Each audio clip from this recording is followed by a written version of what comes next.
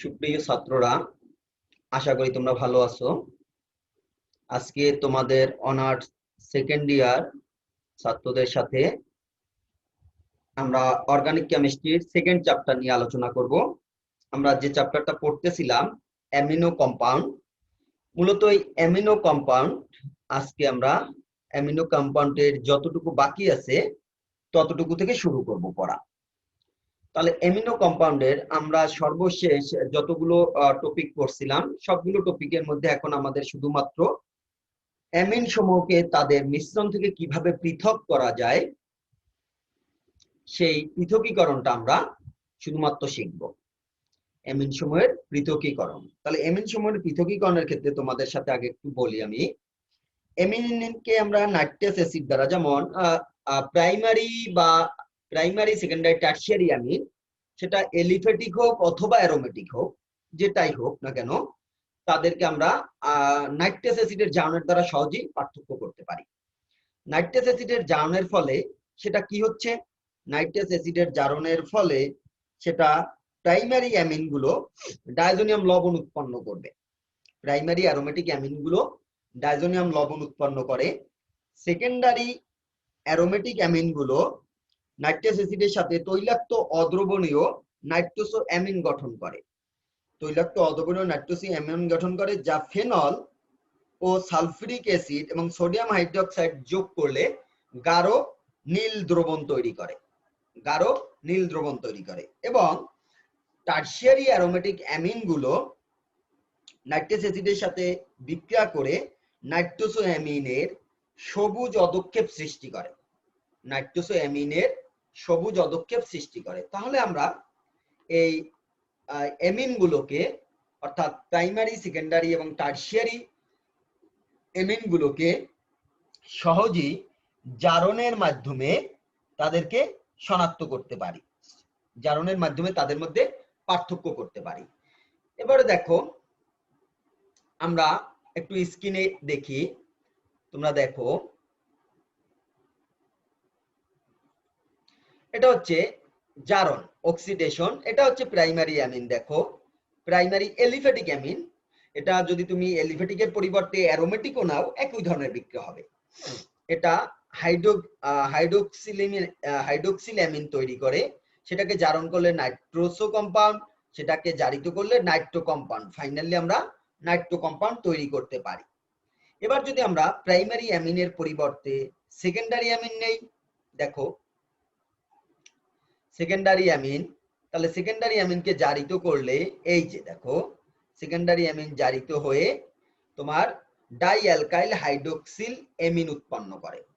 Die alkyl hydroxyl amine উৎপন্ন করে। আর যদি তুমি টারশিয়ারি অ্যামিনকে জারিত করো, দেখো, তাহলে সেটা তোমার নাইট্রো কম্পাউন্ড তৈরি করে, সেটা নাইট্রো কম্পাউন্ড তৈরি করে। তাহলে অ্যামিনের এই জারণের ক্ষেত্রে আমরা যদি এর পরে দেখি, একটু দেখো, এটা হচ্ছে টারশিয়ারি অ্যামিনের জারণ, অ্যামিনো অক্সাইড তৈরি করে। তাহলে বলছে tertiary amine on oxidation yield amine oxide. The bond between the nitrogen and oxygen must be drawn with positive on nitrogen and negative charge on oxygen. তাহলে মোট কথা হলো, আমরা নাইট্রাস অ্যাসিড দিয়ে সহজেই প্রাইমারি সেকেন্ডারি এবং টারশিয়ারি অ্যামিনের পার্থক্য করতে পারি। নাইট্রাস অ্যাসিডের পরিবর্তে আমাদের যেটা পরীক্ষার জন্য খুব গুরুত্বপূর্ণ সেটা হচ্ছে হিন্সবার্গ পদ্ধতি। হিনবার্গস পদ্ধতি আমরা এরপরে আলোচনা করব। দেখো, হিনবার্গস পদ্ধতিতে মূলত আমরা সালফোনাইল ক্লোরাইডের সাহায্যে প্রাইমারি সেকেন্ডারি এবং টারশিয়ারি অ্যামিনের পার্থক্য করতে পারি। তাহলে আমরা এখন শুরু করব, সেটা বেশি ইফেক্টিভ ওই হিনবার্গস পদ্ধতিটা আমাদের পরীক্ষায় আসে, এটা আমাদের পড়তে হবে। বলছে separation of primary secondary and tertiary amine. Separation of primary secondary and tertiary amine বলছে, দেখো এখানে কি বলা হয়েছে, বলছে there are a number of methods of synthesis which usually give a mixture of primary secondary and tertiary amines along with quaternary ammonium salts. These thus methods have to be adopted in order to separate the mixture into individual components. In the first step of the separation, the mixture is distilled with potassium hydroxide, whereby quaternary ammonium salts being non-volatile remains in the flux and the mixture of amines distill over. তাহলে দেখো এখানে আমরা কি কি পদ্ধতি বলছে, ডিস্টিলেশনের মাধ্যমে আমরা করতে পারি। ডিস্টিলেশনের মাধ্যমে আমরা কি করতে পারি, ডিস্টিলেশনের মাধ্যমে তাদের বয়লিং পয়েন্ট ডিফারেন্ট। এই বয়লিং পয়েন্ট যেমন দেখো তুমি, আমরা যদি ডিস্টিলেশন বা পাতন করি, খেয়াল করো, ডিস্টিলেশন বা পাতন যদি করি তাহলে এখানে দেখো amine ethyl amine, diethyl amine এবং ট্রাইইথাইল অ্যামিন, তার মানে একটা প্রাইমারি, একটা সেকেন্ডারি এবং একটা টারশিয়ারি, একটা প্রাইমারি, একটা সেকেন্ডারি এবং একটা টারশিয়ারি। প্রাইমারি অ্যামিনের বয়লিং পয়েন্ট হচ্ছে 16.5 ডিগ্রি সেলসিয়াস। দেখো ডাইইথাইল অ্যামিন যেটাকে সেকেন্ডারি বলছি সেটার বয়লিং পয়েন্ট হচ্ছে 55 ডিগ্রি সেলসিয়াস, 55 ডিগ্রি সেলসিয়াস। এবং তার পাশাপাশি ট্রাই ইথাইল অ্যামিন এর বয়লিং পয়েন্ট হচ্ছে 89 ডিগ্রি সেলসিয়াস। তাহলে এই মেথডে তুমি সহজেই কি করতে পারবে, বয়লিং পয়েন্টের উপর ডিপেন্ড করে তাদেরকে সেপারেশন করতে পারবে। বয়লিং পয়েন্টের উপর ডিপেন্ড করে তাদেরকে সেপারেশন করতে পারবে।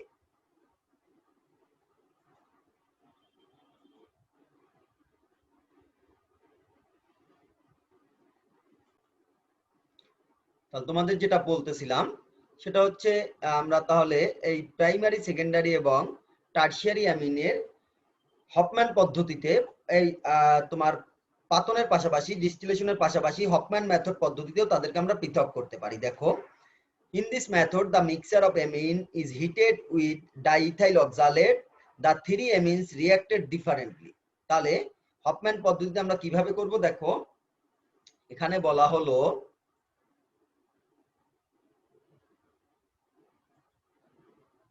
এখানে আমরা কি দেখতে পাই, দেখো primary amine on reaction with diethyl oxalate forms dialkoxy amide তৈরি করে, ডাই অ্যালকোক্সি অ্যামাইড তৈরি করে যেটা কঠিন, সলিড। তাহলে প্রাইমারি অ্যামিন গুলো ডাইইথাইল অক্সালেটের সাথে ডাই অ্যালকাইল অক্সামাইড কঠিন পদার্থ তৈরি করে। কিন্তু সেকেন্ডারি অ্যামিন গুলো দেখো ডাইইথাইল অক্সালেটের সাথে ডাই অ্যালকাইল অক্সামিক এস্টার তৈরি করে যেটা লিকুইড, ডাইইথাইল অক্সামিক এস্টার যেটা তরল পদার্থ এটাকে তৈরি করে। তাহলে হফম্যান পদ্ধতি অনুযায়ী আমরা প্রাইমারি অ্যামিনকে যদি ডাইইথাইল অক্সালেটের সাথে বিক্রিয়া করি তাহলে ডাই অ্যালকাইল অক্সামাইড নামক জটিল যৌগ সলিড পদার্থ উৎপন্ন হয়। কিভাবে উৎপন্ন হয় দেখো, এটা থেকে ইথানল বের হয়ে যাচ্ছে, এই যে ডট ডট লাইন দেয়াই আছে, তোমরা সহজেই বুঝতে পারবে। এর হাইড্রোজেন এর C2H5O মিলে অ্যালকোহল হয়ে যাবে, এভাবে দুই অণু অ্যালকোহল তৈরি করে। এভাবে মূলত রাসায়নিক বিক্রিয়াটি সংগঠিত হয়, এভাবে মূলত রাসায়নিক বিক্রিয়াটি সংগঠিত হয়। আবার এর পাশাপাশি সেকেন্ডারি অ্যামিনের ক্ষেত্রেও সেক্ষেত্রে যে ঘটনাটা হয় সেটা হচ্ছে এখানে এক অণু সেকেন্ডারি অ্যামিনের হাইড্রোজেনের সাথে ওর মিলে এক অণু অ্যালকোহল উৎপন্ন হয়। আর এক অণু ডাইইথাইল অক্সালেটের এই ইথাইল অক্সালেট আয়ন সে এর সাথে মূল যৌগের সাথে সংযুক্ত থাকে, মূল যৌগের সাথে সংযুক্ত থাকে। এবার যদি তুমি টারশিয়ারি অ্যামিনের দিকে তাকাও তাহলে দেখো টারশিয়ারি অ্যামিন গুলো কিভাবে বন্ড করতেছে। এটা হচ্ছে তোমার টারশিয়ারি অ্যামিন। বলছে tertiary amine do not react with diethyl oxalate as they do not possess any replace hydrogen atom. Tertiary অ্যামিনে রিপ্লেস করার মতো কোনো হাইড্রোজেন অ্যাটম না থাকার কারণে তারা এই তোমার ডাই অ্যালকাইল অক্সামাইড বা ডাই ইথাইল অক্সালেট এর সাথে কোনো বন্ধন তৈরি করে না। তাহলে একজন সলিড পদার্থ তৈরি করবে, আর একজন লিকুইড পদার্থ তৈরি করবে, আর একজন কোনো রিঅ্যাকশন করবে না। এরপরে বলছে রিকভারি অফ অ্যামিনস কি বলছে দেখো, the mixture of amines after reaction with diethyl oxalate contain a mixture of substituted oxamide, oxamic ester and unreacted tertiary amine. This mixture is now distilled. Tertiary amine being more volatile, distill off and is collected. The residual mixture containing the substitute oxamide and oxamic ester may be separated by simple filtration and then treated separately with a strong alkali. তাহলে এভাবে alkali দ্বারা তাদেরকে কি করা যায়? Separate করা যায়। Alkali দ্বারা তাদেরকে সেপারেট করা যায়। এখন যদি আমরা আসি থার্ড প্রসেস, আমাদের থার্ড প্রসেস হচ্ছে হিন্সবার্গ সেপারেশন প্রসেস। হিন্সবার্গ সেপারেশন প্রসেসে আমরা যদি বলি, দেখো এখানে আমরা সালফোনাইল ক্লোরাইড দ্বারা তাদেরকে পৃথক করব। তাহলে কি কি ঘটনা ঘটতে পারে আমি আগে একটু তোমাদের বলি। অ্যারোমেটিক প্রাইমারি অ্যামিন সালফোনাইল ক্লোরাইডের সাথে বিক্রিয়া করে এন ফিনাইল বেনজিন সালফোনামাইড গঠন করে। এন ফিনাইল আমরা বিক্রিয়াগুলো দেখবো, আগে শোনো। এন ফিনাইল সালফোনামাইড গঠন করে। উৎপাদিত সালফোনামাইডে একটি প্রতিস্থাপনীয় হাইড্রোজেন থাকায় এটি পটাশিয়াম হাইড্রোক্সাইডের সাথে বিক্রিয়া করে পটাশিয়ামের লবণ তৈরি করে। তাহলে আমরা যদি হিনবার্গস প্রসেসের প্রথমটার ক্ষেত্রে দেখি, এটা বর্ণনা দেয়া আছে, দেখো 1890 এখানে হিনবার্গস এই পদ্ধতি প্রথম তৈরি করেন। এখানে যদি প্রাইমারি অ্যামিনের সাথে বিক্রিয়াটা তুমি লক্ষ্য করো, যে আমার প্রাইমারি অ্যামিন হচ্ছে বেনজিন সালফোনিল ক্লোরাইড, তাহলে তারা বিক্রিয়া করে দেখো সর্বশেষ পটাশিয়ামের একটি লবণ তৈরি করছে। পটাশিয়ামের একটি লবণ তৈরি করছে। তাহলে বিক্রিয়ার কৌশল সহ দেয়া আছে এখানে। তাহলে আমরা প্রথমে বলছি বেনজিন সালফোনিল ক্লোরাইড তোমার প্রাইমারি অ্যারোমেটিক অ্যামিনের সাথে সংযুক্ত হয়ে এন ফিনাইল বেনজিন সালফোনামাইড গঠন করবে। এন ফিনাইল বেনজিন সালফোনামাইড গঠন করবে। এন ফিনাইল বেনজিন সালফোনামাইড গঠন করবে, যেখানে প্রতিস্থাপনীয় হাইড্রোজেন থাকার কারণে তা আবার পটাশিয়াম হাইড্রোক্সাইডের সাথে সংযুক্ত হয়ে পটাশিয়ামের লবণ তৈরি করছে সর্বশেষ। তাহলে বিক্রিয়ার কৌশল দেখো, এমিন এখানে মুক্ত জোর দিয়ে সালফার সাথে সংযুক্ত হচ্ছে। সংযুক্ত হওয়ার পরে অক্সিজেন যখন আবার এটা দিয়ে দিল, ক্লোরিন পরমাণু এখান থেকে অপসারিত হলো। ক্লোরিন পরমাণু অপসারিত হওয়ার সাথে সাথে আমরা কি দেখি, এখানে নাইট্রোজেন যে মুক্ত জোর ইলেকট্রন দান করছিল তার উপর একটা পজিটিভ চার্জ সৃষ্টি হলো, ক্লোরিন অপসারিত হয়ে গেল। তাহলে অপসারিত হওয়ার পরে সালফারের সাথে অক্সিজেন, দুটি অক্সিজেন দ্বিবন্ধনে আবদ্ধ হলো। এবার নাইট্রোজেনের উপরে যে পজিটিভ চার্জ, সেই পজিটিভ চার্জকে প্রশমনের জন্য নাইট্রোজেন হাইড্রোজেনের এই সিগমা বন্ড ইলেকট্রন নাইট্রোজেন টেনে নিবে। টেনে নিলে এই হাইড্রোজেনটা প্রোটন হিসেবে অপসারিত হবে। এই হাইড্রোজেনটা যখন প্রোটন হিসেবে অপসারিত হবে, ওই হাইড্রোজেন আয়নের সাথে এই হাইড্রোক্সিল আয়ন, কোন হাইড্রোক্সিল আয়ন? যেটা পটাশিয়াম হাইড্রোক্সাইড থেকে আসছে, এটা পটাশিয়াম হাইড্রোক্সাইড থেকে, তারা পরস্পর মিলে পানি উৎপন্ন করবে। গুণ করে এভাবে তৈরি করলো। আবার কোনো হাইড্রোক্সিল আয়ন এই হাইড্রোজেনকে নিয়ে যাবে। নিলে তখন নাইট্রোজেন কি করবে? এই বন্ধন জোড় ইলেকট্রন নিজের দিকে টেনে নিবে। দেখো নাইট্রোজেন এই বন্ধন জোড় ইলেকট্রন নিজের দিকে টেনে নিচ্ছে। টেনে নিলে হাইড্রোজেনটা আবার প্রোটন হিসেবে, দ্বিতীয় হাইড্রোজেন প্রোটন হিসেবে অপসারিত হবে। যখন প্রোটন হিসেবে অপসারিত হবে, সে ওই হাইড্রোক্সিলের সাথে সংযুক্ত হয়ে পানি তৈরি করবে, পানি হিসেবে অপসারিত হবে। তখন ফাইনালি নাইট্রোজেনের উপর একটা নেগেটিভ চার্জ সৃষ্টি হবে। ওই নেগেটিভ চার্জ যুক্ত নাইট্রোজেনের সাথে সহজেই পটাশিয়াম হাইড্রোক্সাইডের ধনাত্মক আয়ন পটাশিয়াম আয়ন সংযুক্ত হয়ে পটাশিয়ামের লবণ তৈরি করবে। পটাশিয়ামের লবণ তৈরি করবে। এটা হচ্ছে তোমার প্রাইমারি অ্যামিন। এভাবে বেনজোইল ক্লোরাইডের সাথে হিনবার্গস টেস্টে ফলাফল দেয়। আমরা যদি সেকেন্ডারি অ্যামিনের কথা দেখি, তাহলে সেকেন্ডারি অ্যামিনে বেনজিন সালফোনাইল ক্লোরাইডের সাথে বিক্রিয়া করে N methyl N phenyl sulfonamide গঠন করে। এই প্রতিস্থাপনীয় হাইড্রোজেন না থাকায় এটি পটাশিয়াম হাইড্রোক্সাইড দ্রবণে অদ্রবণীয় থাকে। আমরা রিঅ্যাকশন দেখব। তাহলে আমরা সেকেন্ডারি অ্যামিনগুলো কি করে? সেকেন্ডারি অ্যামিনগুলো বেনজিন সালফোনিল ক্লোরাইডের সাথে বিক্রিয়া করে N methyl N phenyl sulfonamide গঠন করে। N methyl N phenyl sulfonamide গঠন করে। এই সালফোনামাইডে কোনো প্রতিস্থাপনীয় হাইড্রোজেন না থাকার কারণে এটি পটাশিয়াম হাইড্রোক্সাইড দ্রবণে অদ্রবণীয় থাকে। তাহলে দেখো এটা হচ্ছে তোমার সেকেন্ডারি অ্যামিন, এটা সেকেন্ডারি অ্যামিন, ওই আগের মতোই কৌশল। সালফোনিল ক্লোরাইডে সালফার অক্সিজেন বন্ধন জোড় ইলেকট্রন অক্সিজেন নিয়ে নিবে, সালফারে পজিটিভ চার্জ সৃষ্টি হবে, ওই চান্সে NH এই সেকেন্ডারি অ্যামিনটা এর সাথে সংযুক্ত হয়ে যাবে, নাইট্রোজেনের উপর পজিটিভ চার্জ হবে। এবার যখন অক্সিজেন এই ইলেকট্রন জোড় দিয়ে দিবে তখন সালফারের সাথে তার দ্বিবন্ধন হবে, ক্লোরিন পরমাণু তখন এই বন্ধন জোড় ইলেকট্রন নিয়ে অপসারিত হয়ে যাবে। এর পরের ধাপে যখন তোমার ওই যে হাইড্রোক্সিল আয়ন, ওই হাইড্রোক্সিল আয়ন নাইট্রোজেন তার উপরে সৃষ্ট পজিটিভ চার্জকে প্রশমনের জন্য নাইট্রোজেনের সাথে সংযুক্ত হাইড্রোজেন এর বন্ধন জোড় ইলেকট্রন টেনে নিবে, টেনে নিলে তখন হাইড্রোজেনটা প্রোটন হিসেবে অপসারিত হবে এবং নাইট্রোজেনের পজিটিভ চার্জটা প্রশমিত হয়ে যাবে। এই দেখো ডাই অ্যালকাইল বেনজিন সালফোনামাইড গঠন করে, ডাই অ্যালকাইল বেনজিন সালফোনামাইড গঠন করে। বলছে কি insoluble in aqueous potassium hydroxide solution, যেটা পটাশিয়াম হাইড্রোক্সাইড সলিউশনে অদ্রবণীয়। কেন অদ্রবণীয়? কারণ ওই নাইট্রোজেনের সাথে আর কোনো প্রতিস্থাপনীয় হাইড্রোজেন নেই। তাহলে প্রতিস্থাপনীয় হাইড্রোজেন থাকলে সেটা কি করতে পারতো? প্রতিস্থাপনীয় হাইড্রোজেন থাকলে সেটা সহজেই পটাশিয়াম হাইড্রোক্সাইডের পটাশিয়াম আয়নের সাথে সংযুক্ত হতে পারত, পটাশিয়াম আয়ন দ্বারা তোমার প্রতিস্থাপিত হতে পারত।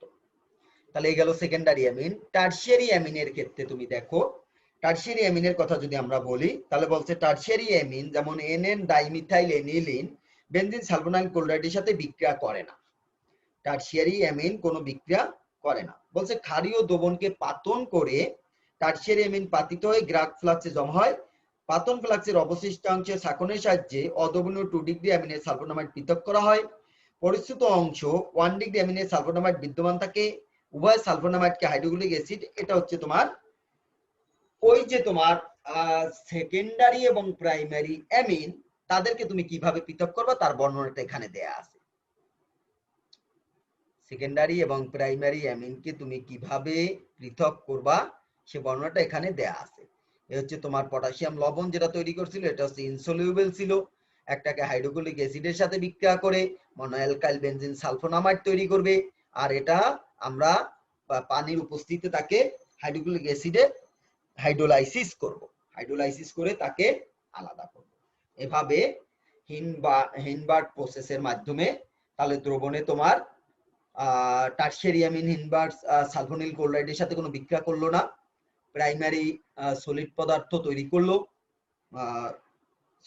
প্রাইমারি অ্যামিন গুলো তোমার লবণ তৈরি করলো, সেকেন্ডারি অ্যামিন গুলো অদ্রবণীয় হলো।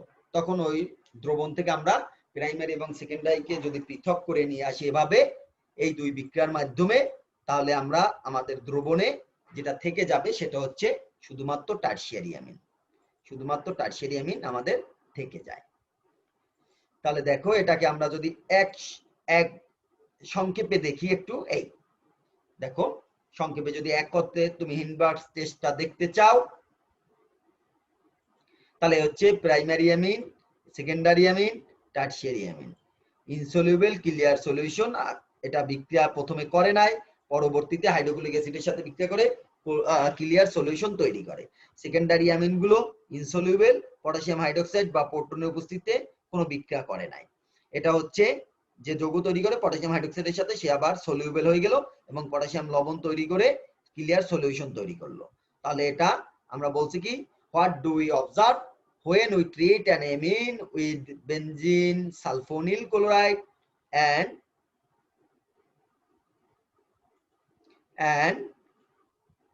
excess potassium hydroxide, a primary amine yields a clear solution from which upon acidification an insoluble material separates. A secondary amine yields an insoluble compound which is unaffected by acid. A tertiary amine yields an insoluble compound, the unreacted amine itself, which dissolves upon acidification of the mixture. তাহলে তোমরা অবশ্যই হিনবার্গ টেস্টের এইটা ভালো মতো পড়বে। একটা mixer থেকে প্রাইমারি, সেকেন্ডারি এবং টারশিয়ারি এই অ্যামিনকে আমরা কি কি ভাবে পৃথক করতে পারি, কোন কোন ভাবে পৃথক করতে পারি। তাহলে আমরা প্রথমে জারণ দ্বারা করছি, জারণ দ্বারা করতে পারি। দ্বিতীয়ত তাকে ডিস্টিলেশন পাতনের সাহায্যে করতে পারি, যেহেতু তাদের বয়লিং পয়েন্টগুলো ডিফারেন্ট এবং বেশ পার্থক্য থাকে। তৃতীয় আমরা হফম্যান মেথড অ্যাপ্লাই করতে পারি। চতুর্থত আমরা হিনবার্গস প্রসেসে তাকে সেপারেট করতে পারি, হিনবার্গস প্রসেসেও সেপারেট করতে পারি। তাহলে তোমাদের অ্যামিনো কম্পাউন্ডের চ্যাপ্টারটা শেষ আমাদের। আমরা পরবর্তীতে তোমাদের অনার্স সেকেন্ড ইয়ারের থার্ড চ্যাপ্টার, অর্গানিকের যে থার্ড চ্যাপ্টার আছে সে চ্যাপ্টার নিয়ে আলোচনা করব। তোমাদের কাজ হচ্ছে third chapter other compounds containing carbon nitrogen bond.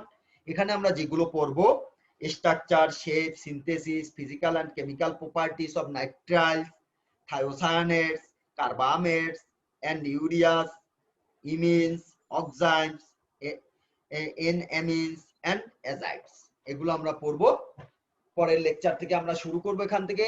তোমরা অ্যামিনের এই অংশটা একটু ভালো মতো বাসায় পড়ে নিবে, ভালো মতো বাসায় তোমরা এই অংশটা পড়ে নিবে। তো সে পর্যন্ত সবাই ভালো থেকো। পরবর্তীতে আবার দেখা হবে আগামী সপ্তাহে।